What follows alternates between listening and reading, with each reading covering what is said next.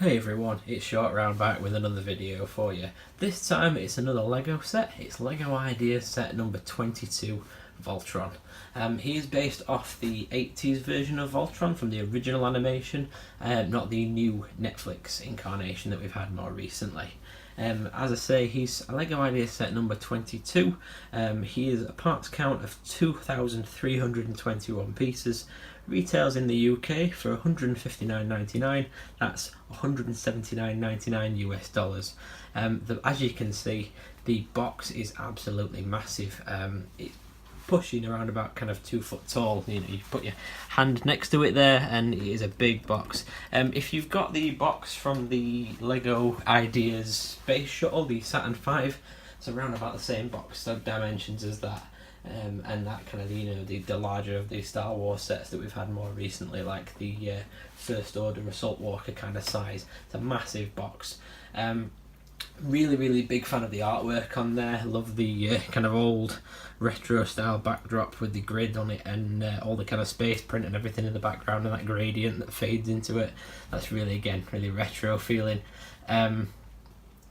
Again, it's the old version, so you've got the old Voltron logo on there. And you've got some classic Voltron artwork on the kind of sides of the box and the top as well. I do quite like that they've put the logo on there as like the 1-to-1 scale bit. Some nice artwork again, Defender of the Universe in various different languages. And you've also got kind of the picture of the battle robot, the cats, flying through space. But instead of using the animated kind of pictures of it, they've used the models themselves, which is really cool. Flicking off to the side, again you've got some classic Voltron artwork, and you've got the cats flying up, but again these are the Lego versions, not the animated ones, which is really sweet. Just panning out to the back of the box, because this thing is huge. It shows you the kind of combination design of how they all lock together with some cool effects in between, some stills of the weapons there, and then a kind of profile shot of all the cat robots as well. And it just tells you, again, standard now on all the Lego Idea sets is the you know, share your idea, you support Lego, review it, and then it goes to the product being kind of created. So it's again, with it being an idea set, they've spent a lot of nice attention to detail, a lot of time on it, rather than just knocking it out as a standard set that we'd normally be used to seeing. As the parts count is quite high, you can imagine that there's a lot of packages and instructions inside, and this thing doesn't kind of disappoint really. The bag count was 15 bags. So there's a heck of a lot of bags. In fact, there might have actually been 60 if you were to count the sword. If I just quickly check that. Sorry, yes, it was 16 bags.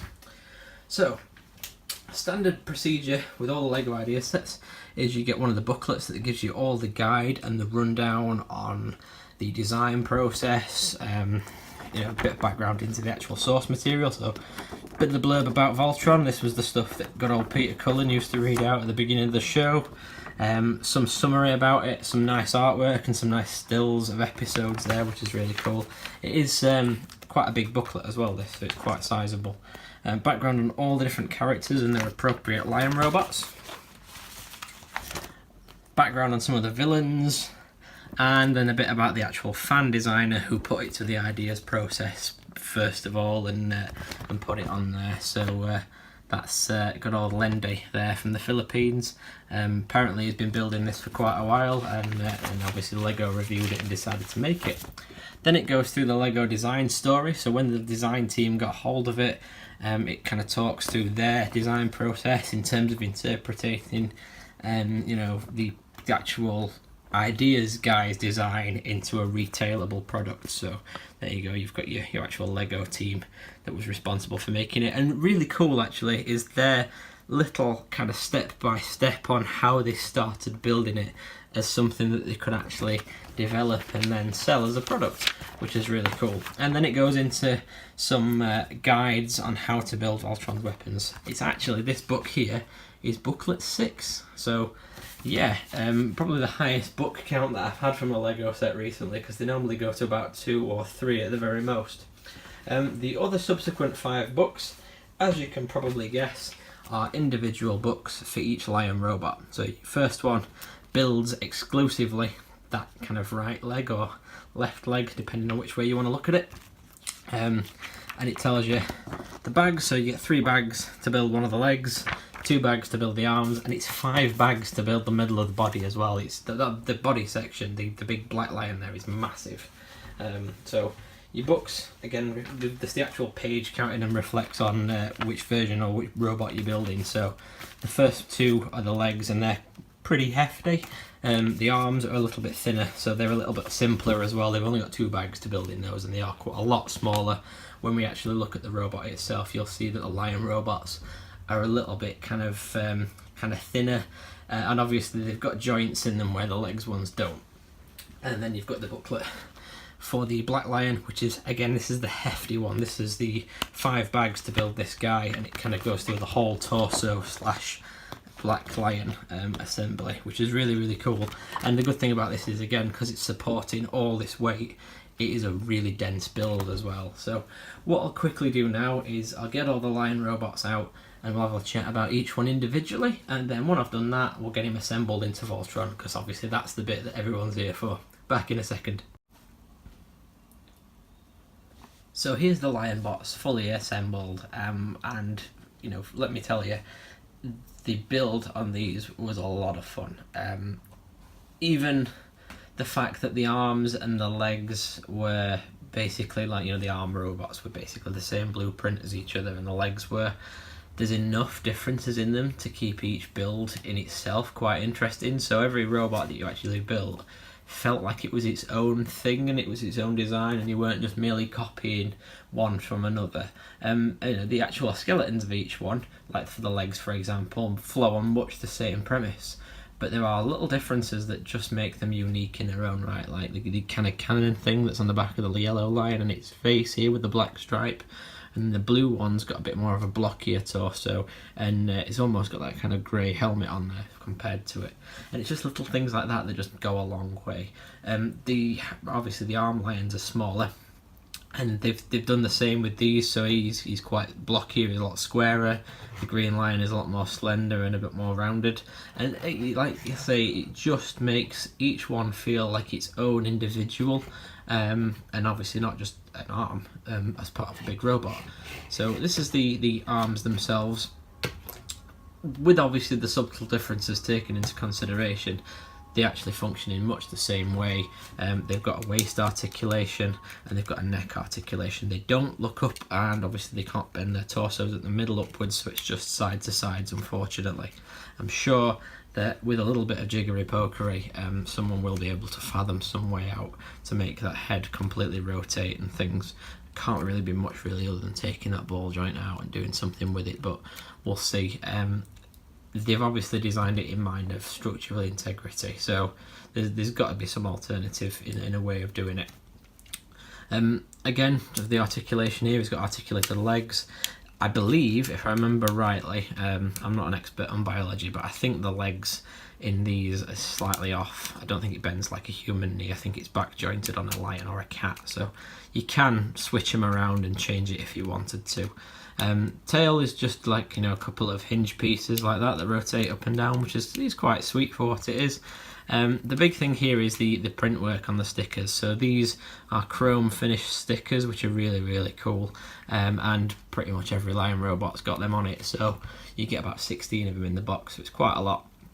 The stickers are the numbers. That's the only stickers you get in this. With it being an IDEAS set, they generally don't supply you with stickers and everything's printed, but the reason why that they've put stickered numbered details on these lions is because apparently the numbers move around and also disappear in whichever episode you're watching, so there was no real consistency to it. So if you wanted to, you could leave them with just blank coloured tiles on there, but I think the stickered numbers do add a lot to these, especially when you kind of see them all assembled. It gives it more that kind of combination mech kind of feel to it, you know, like very much like the Power Rangers and things, where you could see, you know, where each pilot was numbered depending on the arms and things, which is nice. That's the arms anyway. The green line is very much the same, and they don't have a movable mouth either, actually. Well, I should mention it. They just have like a pin slot, but there's a reason for that, obviously, when it comes to clipping the weapons into the hands. The feet, or the leg lions rather, the yellow and the blue, they have a different, obviously, method to the way that they're assembled.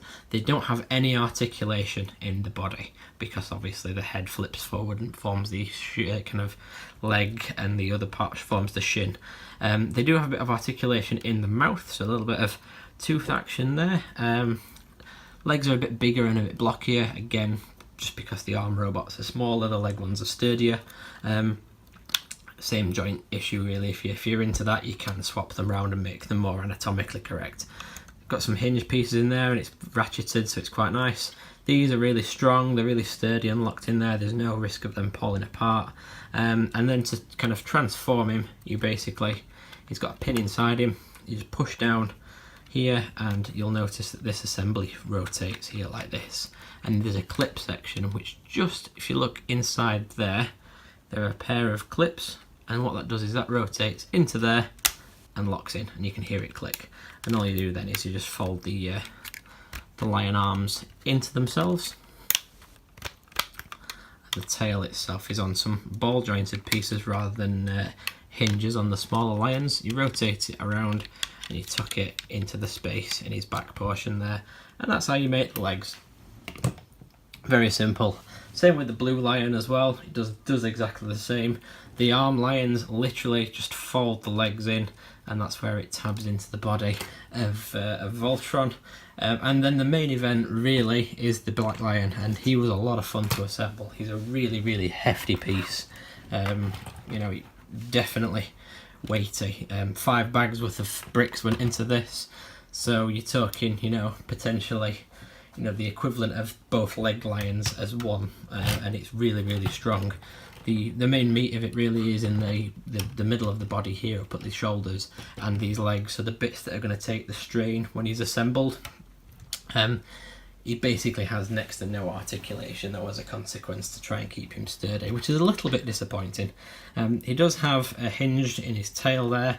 These legs are literally jointed at these double ratchets in his feet, and the hip section does not rotate, and this is something that kind of shocked me a little bit, but I think having watched the designer video I understood. Again, it's just to kind of maintain that sort of strength when he's fully assembled, because there is quite a lot of weight distributed into certain areas of him. The arms are very much the same. They've got a ball joint here, which is a double ball joint, so it just makes it into a strong hinge basically, and then some little ratchet hinges on the feet. The head can rotate side to side, and he has got a little bit of mouth movement there, and that's where he keeps his Voltron face. So, you know, obviously if you open it too wide, you're going to see a big robot head. And then these wing sections here rotate to kind of open and close, but that's, again, it's part of assembling the Voltron robot. What I'll quickly do is I'll go over how you transform him, and then I'll go off and I'll actually put Voltron together and come back to you. So to assemble the black lion, there's a few bits and pieces you really need to be aware of. You fold the arms, or the front paws, whatever you want to call them, into the torso, so just there like that. So they just rest on the shoulders of the lion. So he's like that. The feet you want to straighten out so that they are completely straight. And this is the bit that shocked me. Like I say, these pieces don't actually rotate. You actually have to pull them off. And you see those 3 pegs there. You just have to realign them into those new slots that have been made. And you just, again, just disconnect it. It's very strong because there's 3 of those pin studs there, and that locks it. I do like this construction, so it kind of splays the legs apart from the get-go, so it means that you're not having any kind of legs or thighs rubbing together when he becomes Voltron. Spin him around to the back, and you just want to fold his tail up against his body, and also flip the wing sections up like this. So just keep them out of the way. The arms themselves for the lion, again, this is the bit that disappointed me slightly, like with the legs, is these don't rotate. You actually have to disconnect them, and there's a few clips there and a few clips on the inside of each arm, and you actually have to clip it back into place, and this is quite sturdy but also a little bit of a nightmare when you're trying to having to align it. Same again, unclip that. They are colour coordinated left and right, so this one's red, the other one's blue, and then you realign it, clip it back in, lock it into place till it clicks, and that's your Voltron's torso done. And the only thing really that's left to do beyond that is to sort his head out. So you flip his face down, which is some really nice printed mouth detail on there, I really like that. Close the lion helmet down and then just open his horns out either side of his head. And then if you go around to the back, you want to splay out his wings, and where they're hinged, just open them up. And that there is your Voltron's torso, which is really nice. Again, he's really heavy, so there's a lot of weight and a lot of substance to this body in particular. So it's unsurprising why that they've not put joints in the legs and in the in this to kind of rotate around in the shoulder joints, but I'm a little bit disappointed nonetheless. But it's fantastic. Again, I'm not saying it's not an awesome feat of engineering. What I'll quickly do now is I'll assemble the rest of Voltron, I'll clip him together, and we can actually talk about him as a complete figure then. Back in a moment. And here we have him completely assembled now. Just haven't put the weapons on yet, so we can actually take a moment just to have a look at the figure itself. And he's absolutely massive. In fact, he barely fits on my camera, so I'm sorry about that. See if I can just kind of wiggle him back a little bit so we can see him a bit better. So just bear with me a mo. There we go. So yeah, it's really impressive. Unfortunately, I made a slight miscalculation in terms of storage and display, because I thought it'd fit into one of the slots on one of my IKEA Detolfs. So I was under the understanding it was going to be about 15 inches tall, and he's actually about 17 and a half, so he's way too big to fit in there. There might be a way if we could put some posability into his legs or something, just to give him a bit of a different stance, so he does crouch him slightly, but I'll find a way to display him. If not, you know, we'll have to put a shelf up or something maybe. Again, the articulation, it's there in the arms and in his head, but nowhere else really. So he's got some head swivel, he's got some good strong joints that can hold a pose upright in the arms, and again on this side too, the actual joints here in the shoulder sections is really tight, so it's really nice. He can hold his sword and his shield up and without any risk of anything drooping. He has got some elbow joint there because of the articulation in the lion's waist. If I just turn him around like that, it's only about 45 degrees, but it's decent. And again, some articulation just in the wrist there, so it makes him look a bit more natural, I suppose. He's got some curve rather than him being quite blocky. No articulation whatsoever in the legs, which is totally understandable, being as this is really strong. However, if you do hold him sideways like that, there is literally no risk of him falling apart. He is well and truly sturdy thanks to the different methods that they've implemented into connecting these legs into the lion parts of the shins, which is really good. Again, it's just a bit disappointing that there's no kind of hip articulation on him. To connect his weapons, you just grab your sword, which is pretty big, about 30 centimeters long, so it is a decent size, and all you do is you just pop the dial piece out of the middle and you just connect it in there and into the bottom of the hand with the other half of the sword.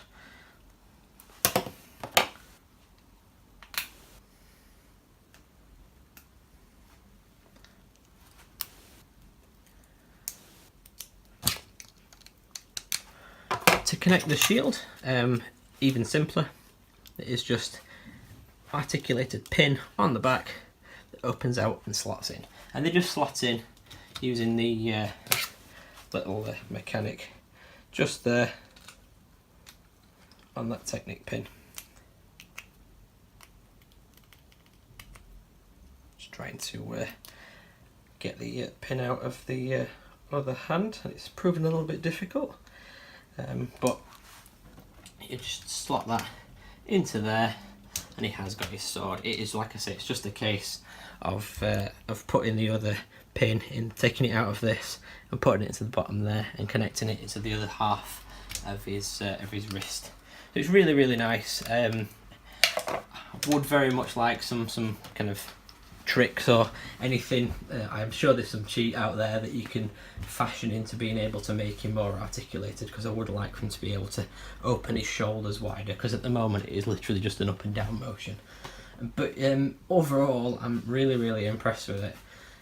For the price point, he's not that expensive when you think about it. in the grand scheme of things, in terms of like licensed Lego products, you know, you think about the like the Star Wars things especially, and the Marvel stuff. He's probably a higher parts count by a good long way for the amount of money that he costs. And again, the quality shines in this, just in the fact of how sturdy and strong it is, and the definition in the colours, which is really, really nice. They're really striking. If you look at, there's a lot of smooth areas on him, so at a glance he actually doesn't look like a Lego model. If you're into that, if you just wanted a Voltron figure, which to be honest I always have. I've always wanted a Voltron, and because it was a bit of a retro thing at its time, it doesn't really stand the testament like things like Transformers do, where they keep churning like old kind of Generations versions out. So this really is what I would now consider the ultimate Voltron from the 80s, if you like, even though it's a Lego version. Again, the price point's pretty good. It is an IDEAS set as well, so they tend to be a little bit weird in terms of pricing. Sometimes they're super duper cheap for what they are, sometimes they're really expensive for what they are. This one is, like I say, is on the cheap side. It's absolutely massive, and it's definitely, from if you're interested in getting one, if you're on the fence about getting one, I would highly recommend it. Very, very interested to see what Lego Ideas kind of churn out next, because it doesn't seem like they're afraid to get the license for something if there is sufficient demand for it. I mean, Voltron is what I would consider quite a weird subject matter, so it's only a matter of time really before people start kind of knocking on Lego's door then with products from other IPs that are actually reasonably requests, and in terms of Lego knocking them out. Things like the Tron set that we had previously, Lego have got a lot of the Disney IPs already, so I didn't imagine that was a difficult IP to get. Whereas Voltron, it's one of those things that's quite an old subject matter, so you'd think really that Lego might say no, there's no market for it, but evidently so. I can't recommend it enough. I'm probably going to dismantle it and build it again because I had that much fun assembling him, and that's probably one of the few times in memory that I've actually thought about doing that. Generally when I've assembled a kit, it stays built, and I've had that much fun building this guy that I want to take him apart and build him again. So yeah, let me know what you guys think. Drop me a message in the boxes below. I would like to apologise for the recent hiatus for not getting any videos out, especially that Hulk video. I have had it recorded for a while, and then I just got sidetracked with a few personal matters and things, so I never got it finished. But I have got the videos recorded, so if you can see him that's just lurking behind Voltron there, the video is ready. I just need to pull my finger out and get it finished. So yeah, thanks for watching guys, and thanks obviously for continuing to like and subscribe to my videos. I really appreciate it. I have got a couple other things left to review, as well as doing that Hulk video. I've got a couple of the third-party masterpiece scale Transformers to go over as well, so if you're interested in that too, I'm having a bit of a robot trip at the minute. So yeah, leave me a comment, and as always, if you haven't already, drop me that subscribe. I'll see you next time. Bye bye.